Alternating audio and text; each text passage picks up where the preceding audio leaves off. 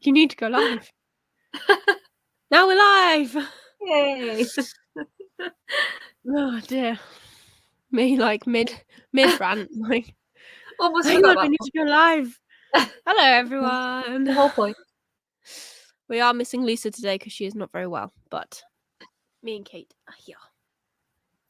Whether you like it or not. We like to swap out. Like I wasn't here last month. Oh, that's true. Am I the only constant at the minute? Yeah. Just my face. Hello, Emma.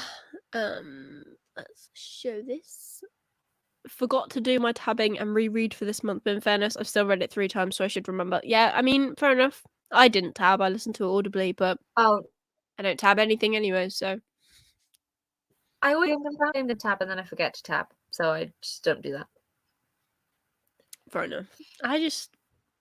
Maybe if I read it physically, I would tab, but I'm not.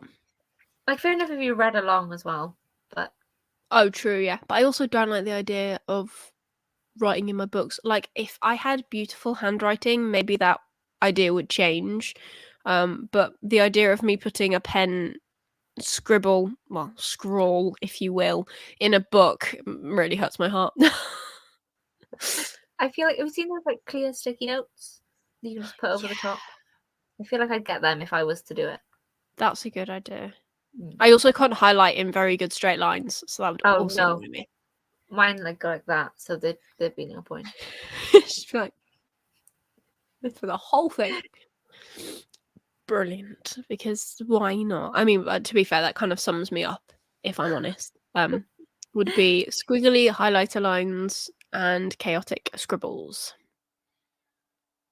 Yay. So, oh, Emma, my handwriting is appalling. I'm sure it's not appalling. It's appalling, but it was nice and relaxing to do whilst watching the TV. Well, that's fair enough, because I get too distracted watching TV. Oh, I would write off the page. It wouldn't fit in anymore. My spelling would go out the window. Everything just bonkers. So no. But I'm glad you find it relaxing. Like, we all have our own things, so that's good. And I feel because you've read it a few times, you can probably kind of like speed read and get to the bit you like as well. So that's handy. Oh, true. Yeah, yeah, I agree. I can't actually think of any book that I have read more than once or twice. I read The Night Circus every year because it's my favorite book, so I just read it every year. I feel like I need to do a reread of Addie LaRue. Oh, me too.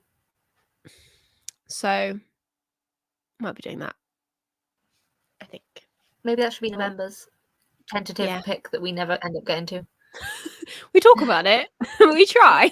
The purpose is there. It just doesn't happen. Sometimes it does. Most of the time it's me that is useless, though. You're like, have you read it? And I go, no. You still haven't finished Gathering of Shadows. I still haven't finished Only a Monster as well, but you know. Oh yeah, I finished that one. I'm proud of myself for that one. The sequel's coming out. It looks quite nice. I wonder if they'll do a matching sequel for it. The cover's really nice. Still, if it needed a sequel though. Like, I feel like you'll understand when you get there, but like I don't feel like it needed a sequel. If you ever get there, Charles. Pretty much. But yeah. So, being as you are the only person that has finished this book on this live stream, because I have 2 hours left to go, so I've read most of it, just not the final bit. How did you feel the book went? If you can remember.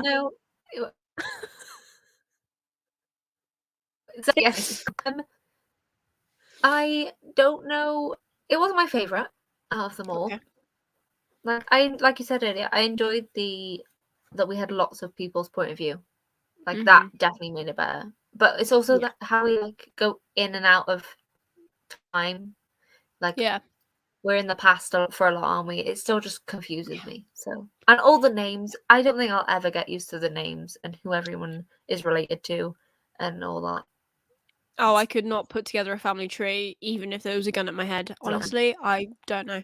The only relationships that I really understand is that Kieran is Galen's uncle, not his brother, and Yeah. Darzan was Kieran's brother, not his father, and Therin was his dad, and Galen's granddad. That's it. That's the only bit of family history that I understand, I think. But they if still I'm call honest. each other brothers anyway, so that just adds to the confusion. But I kind of understand it as well confusion. because Galen, obviously, Kieran and him are very close in age, so Yeah, I would also makes more find it weird sense. to be like, this is my uncle. He was born 2 years before I was. Yeah, pretty much. So I do get that. I think so far from what I've read, I love the fact that there are multiple perspectives. I like that there are more perspectives because I feel like I'm getting a better idea of the story in between where we left off and where we're at, which is quite nice. But I just, like I said to you in the backstagey bit, I will listen to anyone else's story but Kieran's. Now, Which has changed. which has changed because From in the the first book, ones. we were like all about Kieran because it is literally all about Kieran. The sequel, we were like, no, we want more Kieran, we want more Wraith because we've only got Janelle and Cone. Cole. Yeah, Cone, maybe. Whatever. It's not Yeah, like him. Cone, is it? Or is it like Cone? Who knows? Cone. I don't know. And then we wanted more Kieran and more Wraith, and then the last book we had more Kieran and Wraith, and we crossed loads of like different boundaries, and Kieran and Wraith finally, Kieran finally came to terms with the fact that he likes boys, which is great, and they had a lovely little moment. But now I'm like, I want to hear from anyone else. Literally anyone. Literally anyone. But I do also think it is partly because I'm not a romance reader. I'm not interested in the romancey bit. But I like that there's like subtle romance. Like it's not overly, but also you don't just get the romance. Like yeah, you kind of get Galen, however, his romance and like with other people and like Kalindra and her husband. Like you get other people too. So at least it's not just Kieran and his weird. That is true. I think my biggest thing that I'm not enjoying about the Kieran parts is the whole they're trapped in the mind of a bonkers person who wants to kill everyone, and a lot of it is like Kieran going, I didn't realise how close me and Wraith were. Our legs are touching. Janelle is so close, something. And I was like, I don't care. I would rather not. And then the point of which they're in obviously the mind space place of Volkaroth, and they were like, we need to distract him so Thurvashar can escape, and they went, well, let's just have sex.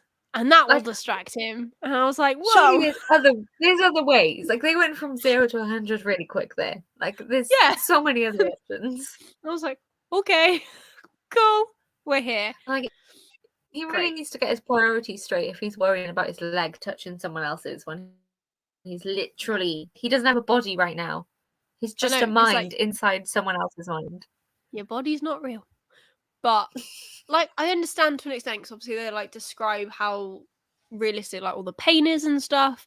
So I can understand that it's quite intense, and it is quite an intense place to be at. I get that, and I get that obviously it's kind of that fight or flight response of we could die at any moment, or I'm not really sure. I'm still not 100% sure if they can die in this place yet, but they could die, and I understand that obviously that would possibly promote you to be like, well, it's now or never. I get that, but me personally, I'm just like, I just want to know about the sword and the fighting and stuff. The fantasy bit. The fantasy bit. Give me more dragons. I want that bit. Well, for a series called The Chorus of Dragons, I was expecting more dragons, let's be honest. Yeah, I was expecting it to talk about the dragons more. Like, I feel like there's a little bit more around the dragons in this book. Like they're Yeah. fighting each other and destroying things in flashbacks. But yeah, I did just want a little bit more of the dragons. Can't be I honest. suppose we've seen like a different dragon each book.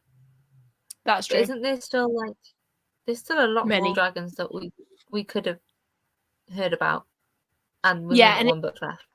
that's the other thing that confuses the heck out of me is the whole the dragons are kids of the 8.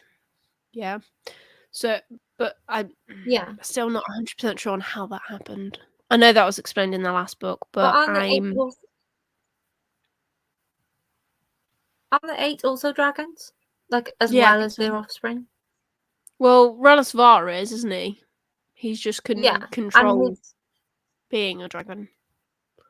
but surely that means that Kirin should be a dragon.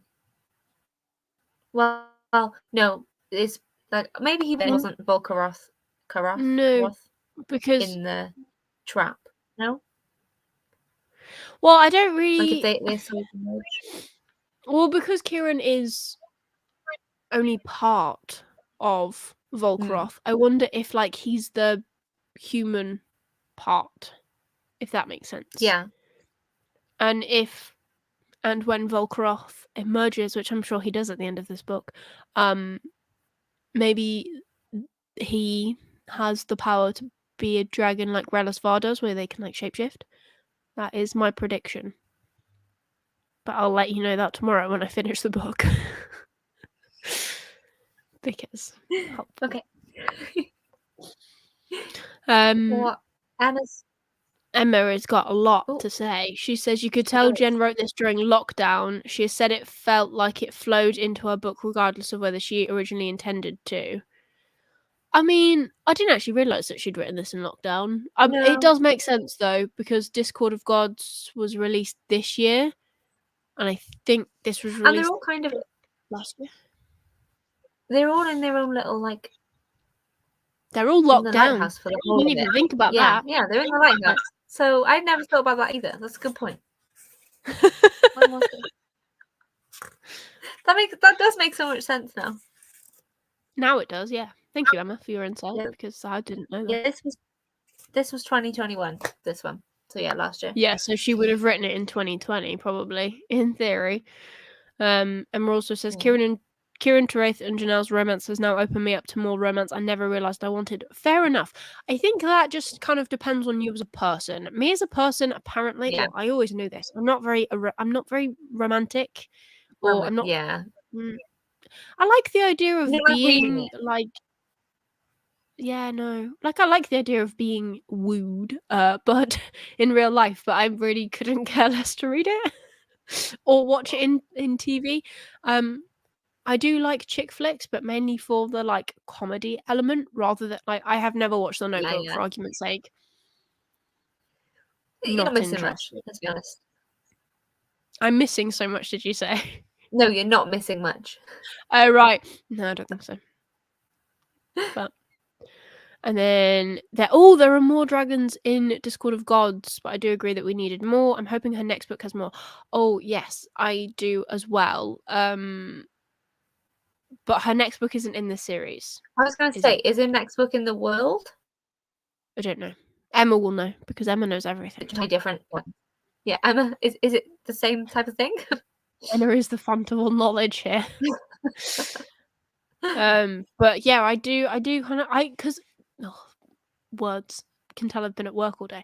I like the way that Jen writes her dragons. I like how they're described. I like the idea behind them of like how they're created and who they actually are.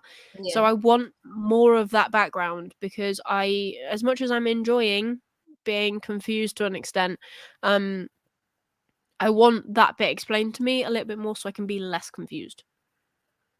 Yes. Because I think there are a few things.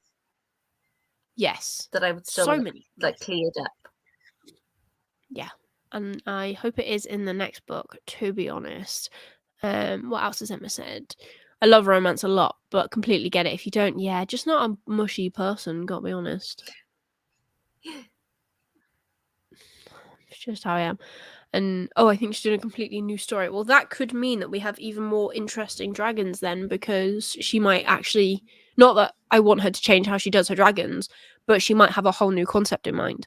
And if she's created this one as well as she has, and we don't even really see them that much, maybe the next one will be even better, if that makes sense.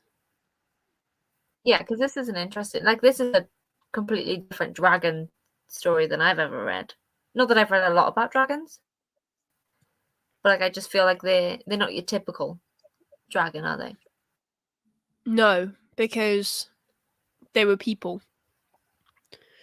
Whereas I think a lot of dragon books that I've read, they're like they're almost companions really, like for anyone. Like Eragon. Yeah, like Eragon, they're dragon riders, they're companions. In Ryan Carhill series, they're companions, you get dragon riders. And that's I'm just thinking about How to Train Your Dragon. True, it's the same concept, really, just you know, the dragon in How to Train Your Dragon has no teeth until it bears them, and that I don't get. I love that film though. That's a good movie. It's a good film. All of them are pretty good, to be fair. And the last one, slight tangent. Yeah. And the last one is very sad.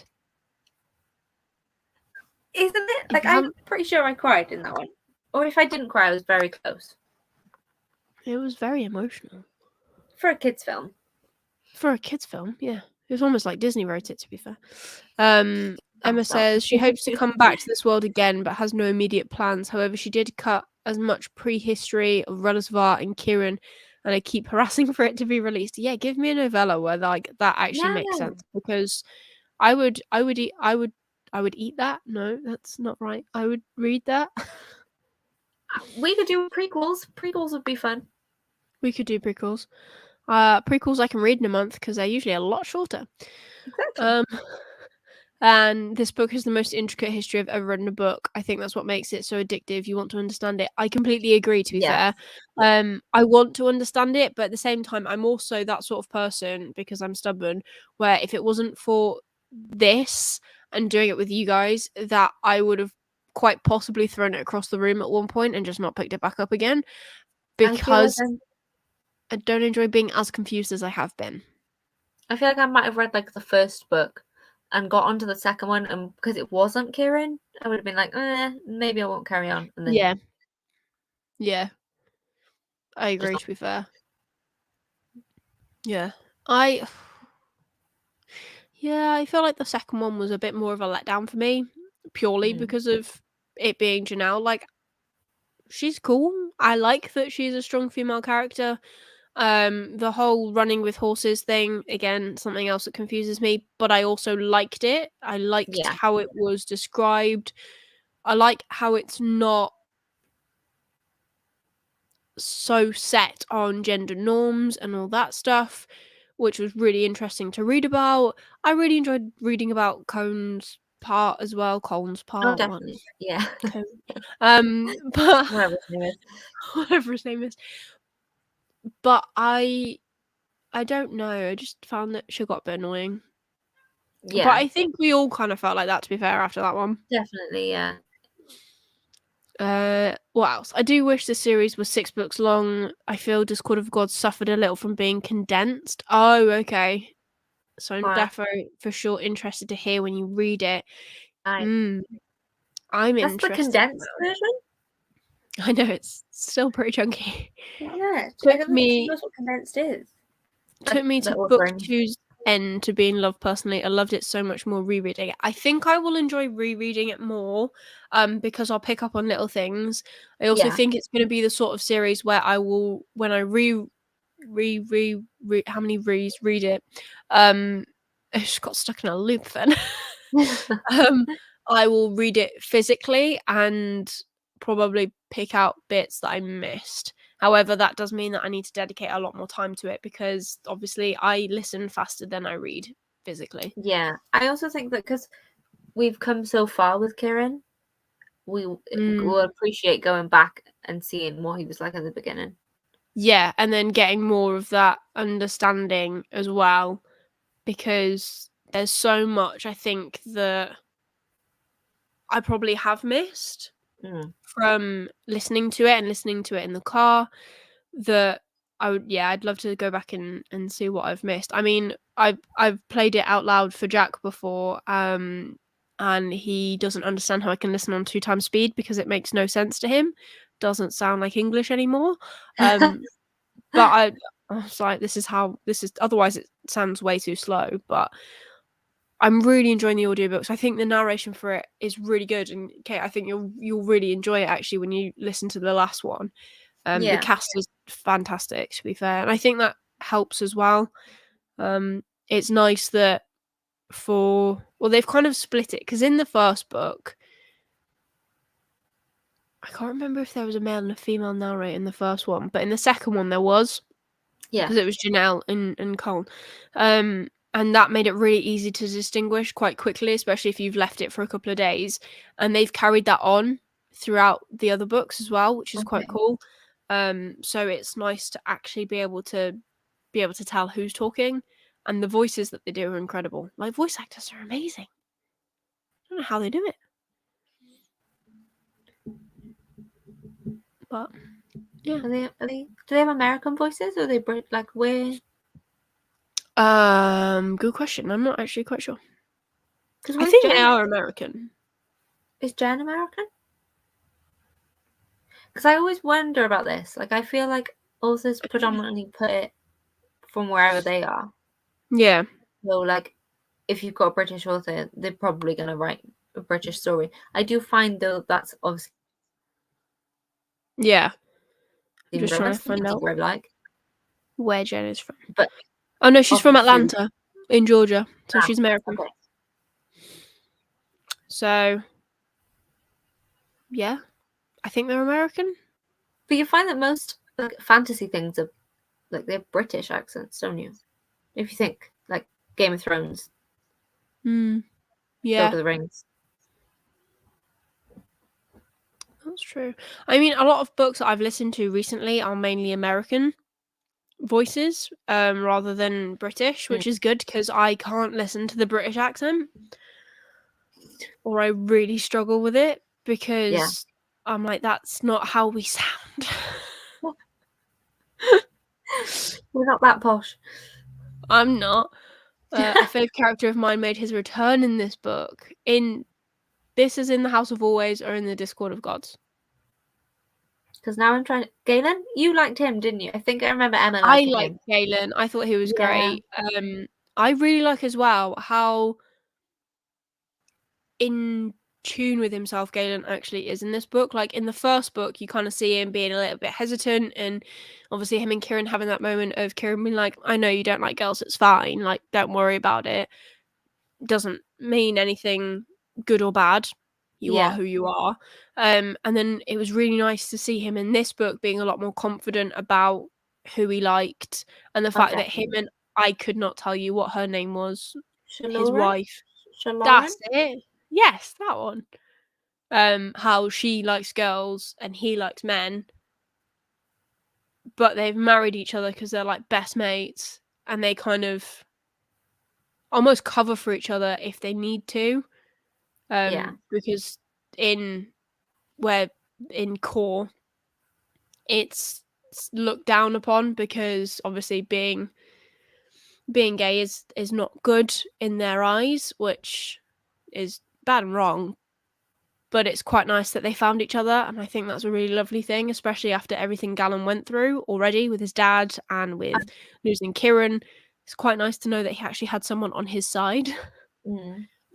I also like, though, like you said, obviously it's not very progressive in the main place they're in, but it does seem to be more so in like where Janelle's from and some of the other continents. So I don't really know how the map works. I don't know if it's all the same country or if it's like a world. I haven't seen the map.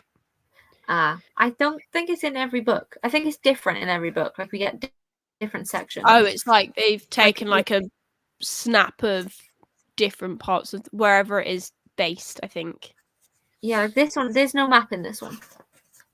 Which Oh, maybe there is. There is a map. There is a map. I lie. It's further in Did than you I just thought. lie to me on a I live did. stream? That's just mean. Sorry. Like this one, you can't. There's literally no point showing you. I feel like that's the whole world. Yeah. Like that says the empire of Core. Interesting. Emma's favorite character is the minor character from book 1, Calindra's husband, Jareth. I don't really remember him in book 1. I kind of do. But I do like how he's now a demon. That is that one, isn't it? Yeah, that's one. The one who was like the extra, who was like he's the extra one. Well, he was the one that they could like feel in the lighthouse, wasn't he? But no one knew who he was.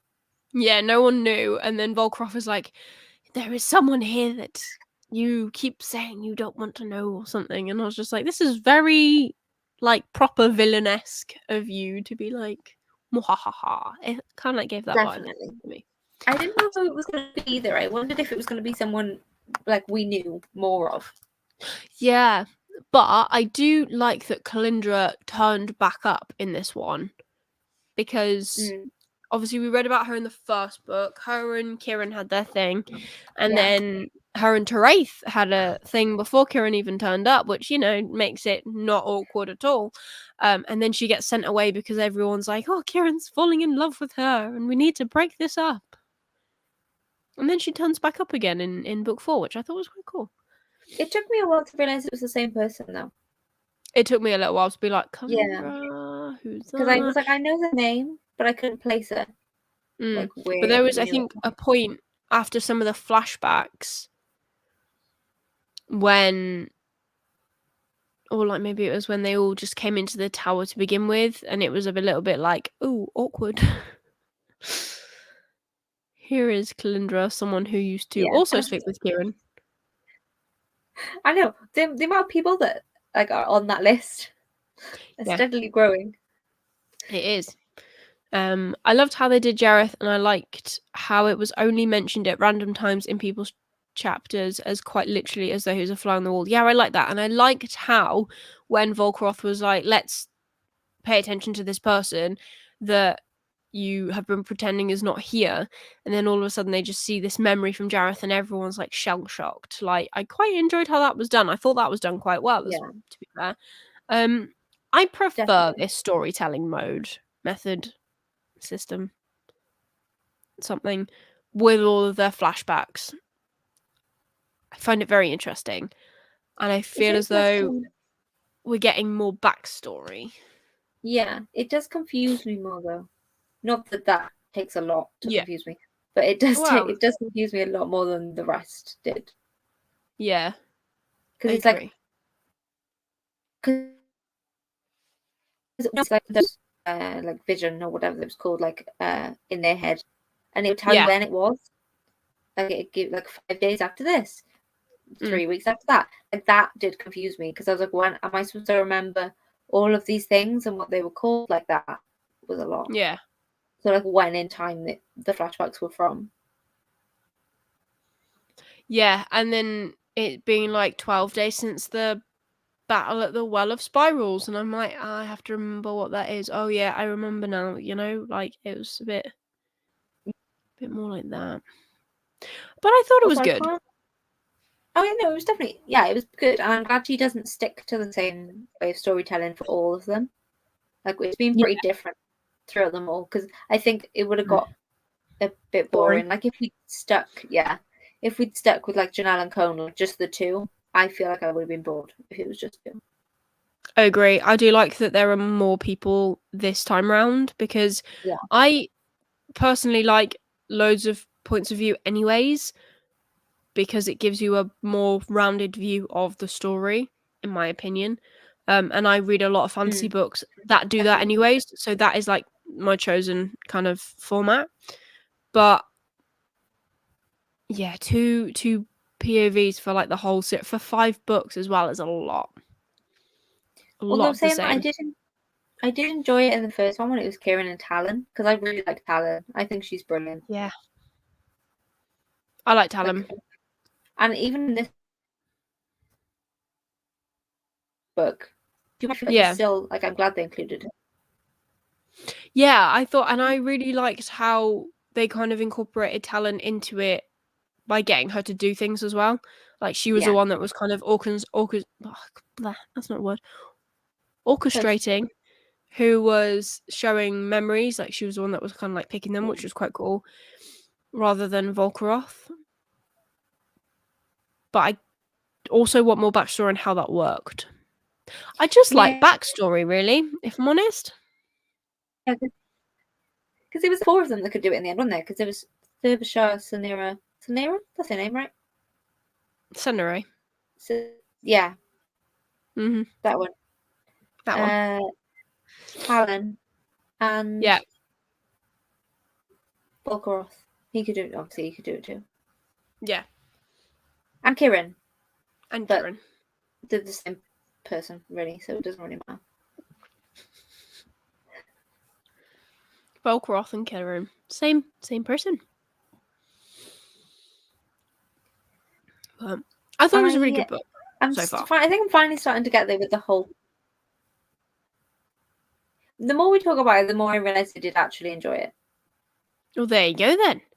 Because you were wondering about what you were going to rate it. I still have no idea, but it's higher up on the list than it was going to be.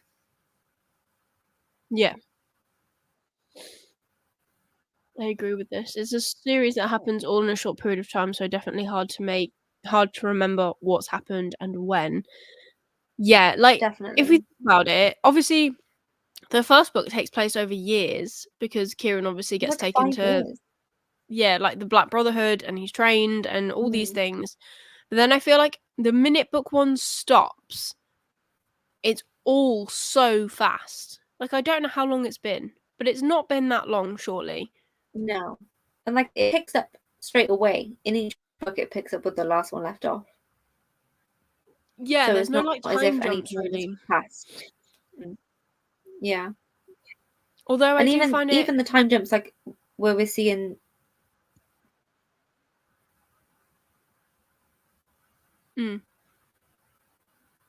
Sorry, I think you went then, or I went. I don't know. Probably me. I don't know. You go. What were you going to say? Oh, I don't know if I can remember. What are we talking about? Darn technology. Time jumps. Oh, yeah. I like how they pick up like really quickly. However, I do always kind of sit there and wonder, when are they, you know how in the last book is Derbyshire and Kieran sitting down and kind of like rereading accounts. Or yeah, I think it's Derbyshire. When do they get time to do that? Because to me, obviously that is picking up straight away, but now we're kind of up to date and everyone's in this magical lighthouse where time passes differently. But if everything is so close together in terms of events, when did they sit down for a cup of tea and go through these records? Well, they did sit down. They sat down in the lighthouse in like to do that whole thing, but still, surely time outside the lighthouse then would have passed. More so. Yeah, but they do say that outside the lighthouse, you could be in there for weeks and only like an hour has passed outside. Yeah, I guess so. So it must just be everything just happens in the lighthouse. Everything just happens in the lighthouse. It's like their little clubhouse. Funnily, I'm reading another series, Wolfsong by TJ Klune, and his storytelling feels so similar to Jen Lyon's in how he spaced the time frames out, and then a lot of back and forth in the next books. Yeah, I've seen that Wolfsong is like a really big thing, slightly tangenting. Not something I'm currently interested in, but I see that it's getting a lot of hype at the minute. Obviously, I bought the Waterstone Special Edition because I love Special Edition. I haven't read it yet. Again, obviously, but yeah, but has it come? That's the difference. Has it arrived? Oh, yeah, it's on my like next up pile, but yeah, but how big's your next up pile? Like 2 shelves of a TBR cart. That's a lot. Yeah, mine's massive. I am not. I've been to slight tangent away from the book, but today I was not very motivated at work, so I was planning upcoming content including Christmas content, and Ooh. I am dreading filming my entire own TBR because I haven't done it for a year. I did it in my last house. I didn't do it last year because I didn't have all my books available to me, and now I do, and now I'm terrified.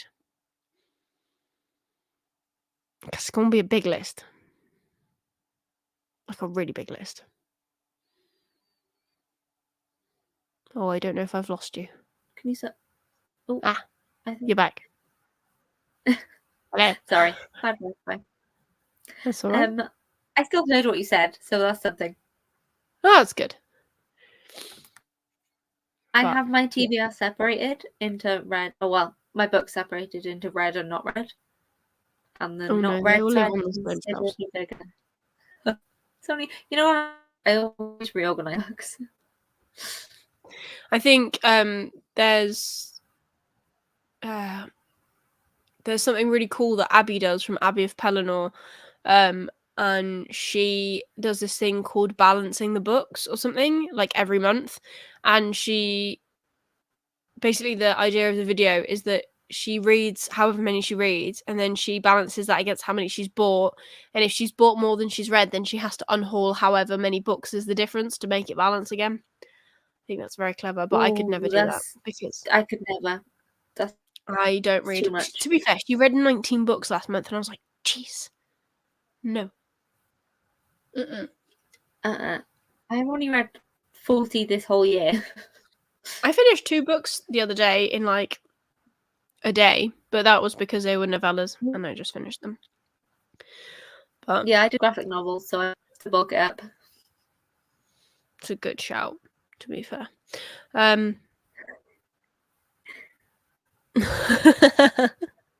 on. My Discord of God's Goldsboro got lost for 2 weeks, and I couldn't help but think any book, just not this one for me. Oh, I get that. Okay, lose any other book, but not this one, for God's sake. Yeah, I get that, to be fair. I'm waiting on, well, to be fair, I was waiting on my edition of The First Binding by R.R. Verdi, and it still hasn't shipped, and it released in August, to the point where I just went, sod it, and I spent over 25 quid on a special edition from the Broken Binding so I could have a finished copy, which is something I said I wasn't going to do. But it was completely taken out of my hands. I could not do anything about it. So. Has it shipped now? No, still hasn't arrived. I did message Waterstone's customer help, and to be fair, they were quite quick to reply to me. I was very grateful. But I said, like, look, I've had books that meant to release like 2 months ago, haven't had anything. Can you just tell me that they're eventually going to arrive? That'd be great. And they said, yeah, just send me your order numbers and we can check on it for you. But some books are like 6 to 8 weeks out. And I was like, okay, as long as it'll turn up, I don't really care. But it'd be nice to know, you know? I feel like they need to tell you that now before you pre-order things. So like it could take longer. I think now if you order on their website, like I was looking at Christina Henry books earlier, and all of them said 3 to 4 weeks shipping. Okay. Crazy. The irony is I've made this series my personality. We all have a series that we've done that with. I'm currently on book 90 of 100. What? Whoa. What? Well done. Yeah, fair play. I set my goal at 50, managed to smash that, and then I've set my goal now at like 77, because I read 76 books last year. I wanted to read 100 books this year, but I've only read 56, and there's no way I'm going to read another 50 books between, now and December. So we'll just see how we go. I might end up just like rereading books at this rate. Like middle grade Christmas books that I read last year. That's a good idea. Thanks. Christmas books. So. I love Christmas books. But yeah. Back to this book. That was a tangent and a half. Sorry. Back to this book. I think this is my favourite format, in my opinion, for how it's told. I don't feel, even though I've still got 2 hours left, I don't feel as though it's going to be a 5 stars. I think it's still going to be a 4. I'm still enjoying it, but I just don't, unless something truly emotional happens, don't think it's going to be 5. However, I have strong hopes for the next book. Yes. What are your predictions for the next book? I feel like there's a lot that needs to get like tied up. Like we have a lot of loose ends right now. Mm-hmm. So what is the likelihood that I'm hoping we get them all nicely parceled, but I don't know if we're gonna. Yeah. Like we'll still have questions. I think it is the sort of series where you will always have questions. I'll be very impressed with how Jen actually ties it up, I think. If it's done well, I'll be very impressed, because there's a lot to this story. There's a lot of family branches. There's a lot of like the murder board is insane. It's definitely not an A4. Not A4. It's definitely not an A3 murder board. It's definitely like a whole wall. Like but I am also a little bit scared about the last book, if I'm honest, especially with Emma just saying about it being condensed a little bit, because I've got so many questions. I would hate that we get to the end of the next book and we have more questions than we need, if that makes sense. Definitely. Yeah, like more questions than answers. Yeah, and I don't want that. I would quite like to be able to put this book down and be like, you know what? Fair play, very good series, rather than what the heck just happened, you know?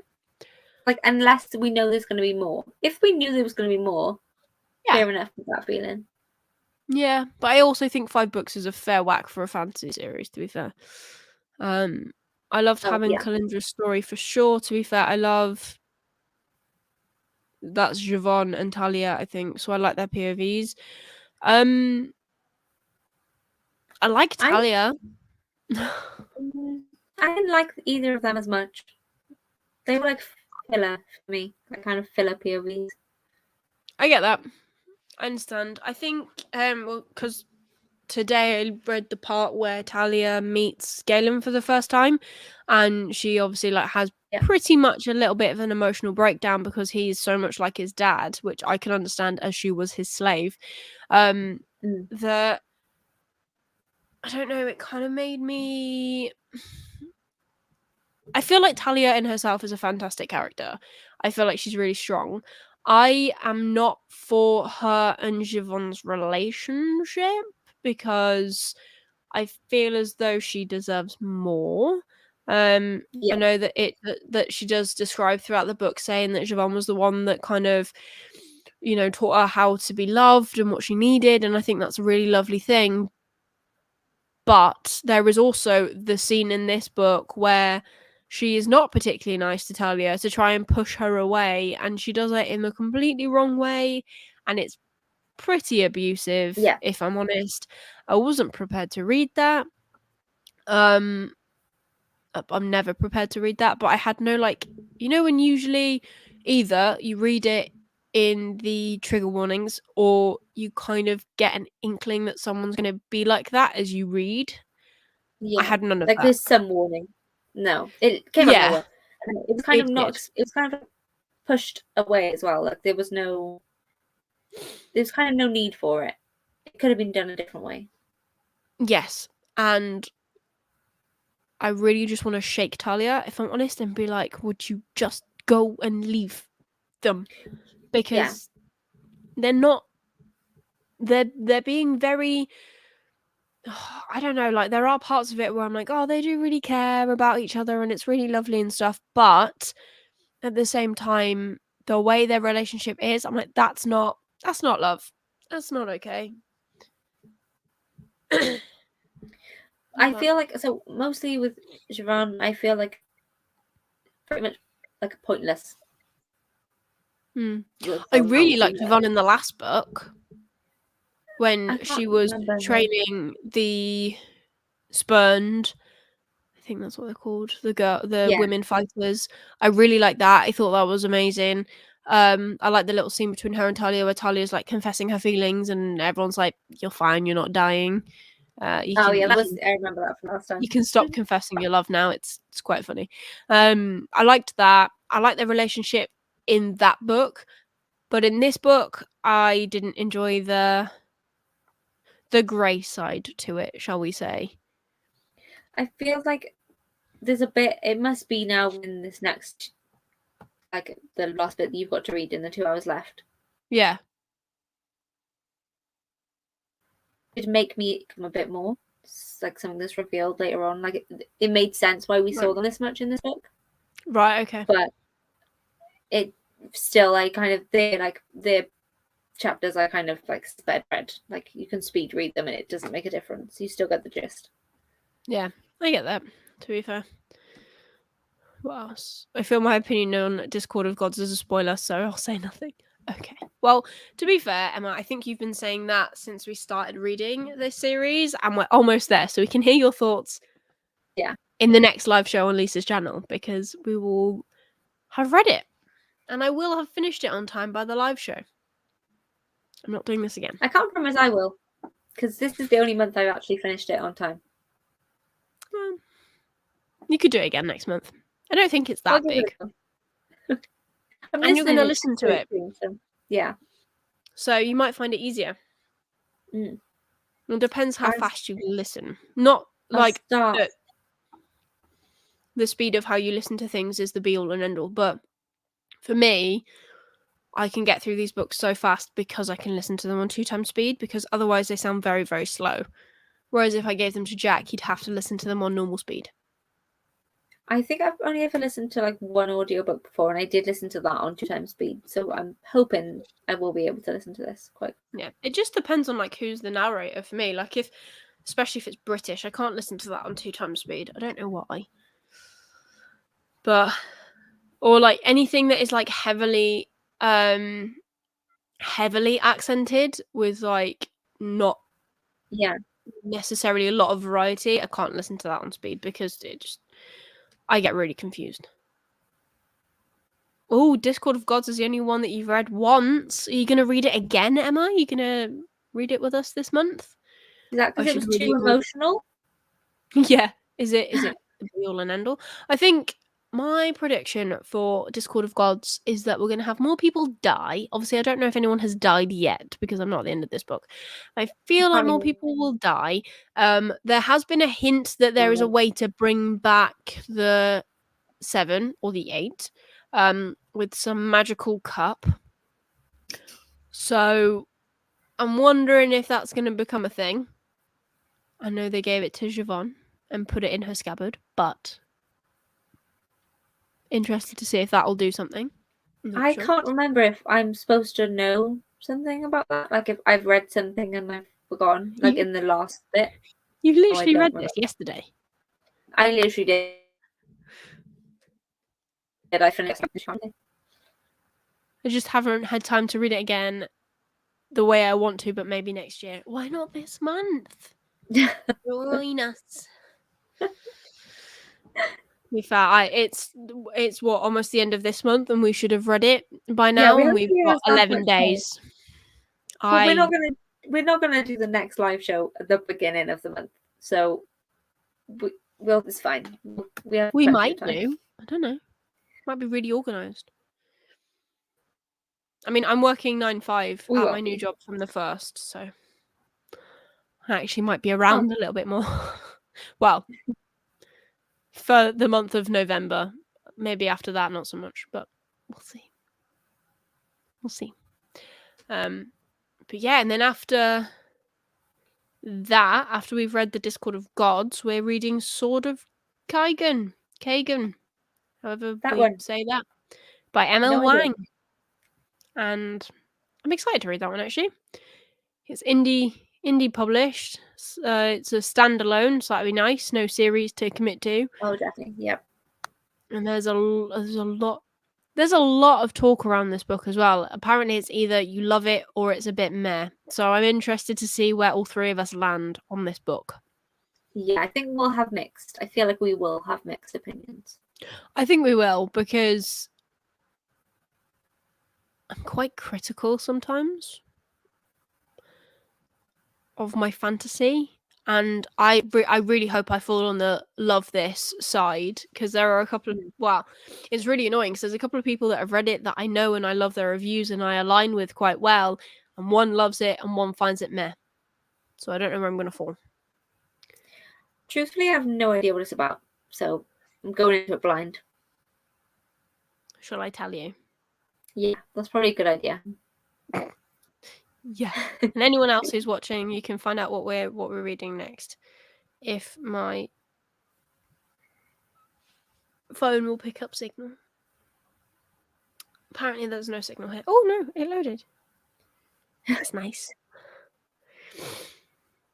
Right, okay, so Sword of Kagan by M.L. Wang is better to die sharp in war than rust through a time of peace. A mother struggling to repress her violent past, a son struggling to grasp his violent future, a father blind to the danger that threatens them all. When the winds of war reach their peninsula, will the Matsuda family have the strength to defend their empire, or will they tear each other apart before the true enemies even reach their shores? Jeez. High on a mountainside at the edge of the Kaganese Empire live the most powerful warriors in the world, superhumans capable of raising the sea and wielding blades of ice. For hundreds of years, the fighters of the Kusanagi Peninsula have held the Empire's enemies at bay, earning their frozen spit of land the name the Sword of Kaigan. Born into Kusanagi's legendary Matsuda family, 14-year-old Mamoru has always known his purpose, to master his family's fighting techniques and defend his homeland. But when an outsider arrives and pulls back the curtain on Kagan's alleged age of peace, Mamoru realizes that he might not have much time to become the fighter he was bred to be. Worse, the empire he was bred to defend may stand on a foundation of lies. Misaki told herself that she left the passions of her youth behind when she married into the Matsuda house. Determined to be a good housewife and mother, she hid away her sword along with everything from her days as a fighter in a faraway country. But with her growing son asking questions about the outside world, the threat of an impending invasion looming across the sea, and her frigid husband grating on her nerves, Misaki finds the fighter in her clawing its way back to the surface. My favourite part is the husband grating on her nerves. That makes me laugh too.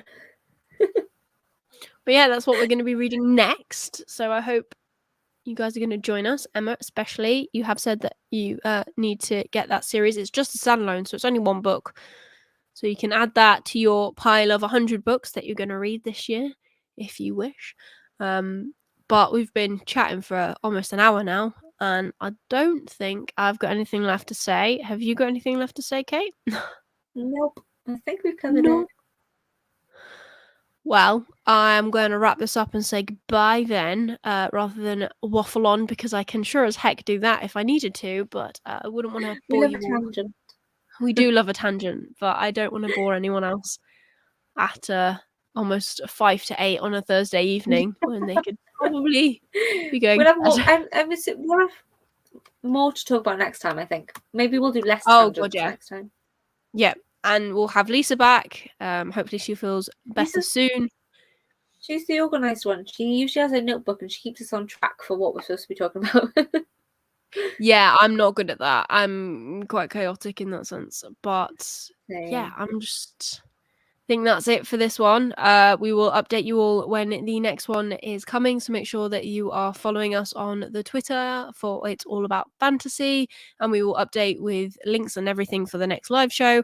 We will be more organized because it's on Lisa's channel next time, so I'm sure she'll post the link before the day of the live show. But I'm just going to blame it on my house move and all of that because I need an excuse. But otherwise, that's everything for this evening, guys. And have a good one. We'll see you next time. Bye-bye. Bye.